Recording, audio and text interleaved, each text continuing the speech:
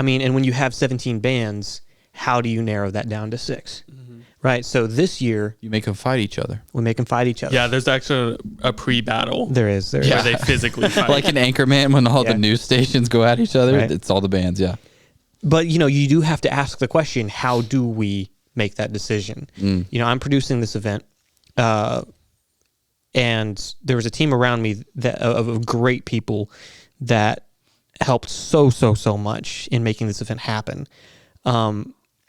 But, do I use them? Do I use somebody else? Do I make the decision? This year, I did not want to make the decision, be the only one making the decisions this year on who was there. Last year was the second year was a little easier because, again, we had 9 bands at 6, so we only had to limit a handful. Yeah. And it was pretty easy because one of them didn't qualify because they didn't live in Murfreesboro. That was one of the stipulations was that they had to be live. Yeah. Somebody in the band has to be in Murfreesboro or Rutherford County, right? We're not going to exclude you if you're 2 miles outside of city limits, right? So it was easy to kind of narrow down the second year to the 6.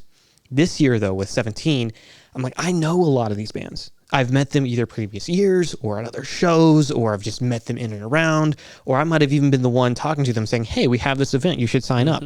I don't want to be the one making those decisions because that's a lot of bias, right? And the point of this event is, yes, to be a competition, but it's also to promote local bands, right? And I don't want there to be any like, hey, this wasn't fair. This was biased. This was whatever. I don't want that. So we put together a committee of some of the people there that I work with that have no relation to the bands whatsoever, have probably never heard of them, never listened to them, from a variety of different backgrounds, right? So there were, different musical tastes involved, different experience, different educations, different all those kind of things that went together. And I said, hey, here's their applications. Right, here's their applications. Take this stack, go listen to these bands, write down in order 1 through 17 or whatever, or give me your top 6, give me your top 7, whatever it looked like. I forget exactly how I worded that at the time, but I was like, give me a list of who you want to see in this, and we'll compile these lists and see who's common. And then, give me your wild cards too. The ones you're like, I'm not really sure of, but we'll see. They might fit, they might not. I'd be okay with them. And then write out the ones that you're like, no, these bands aren't going to be a fit for this event. Right. So you go through that process, you find the bands, and we came away with the 6.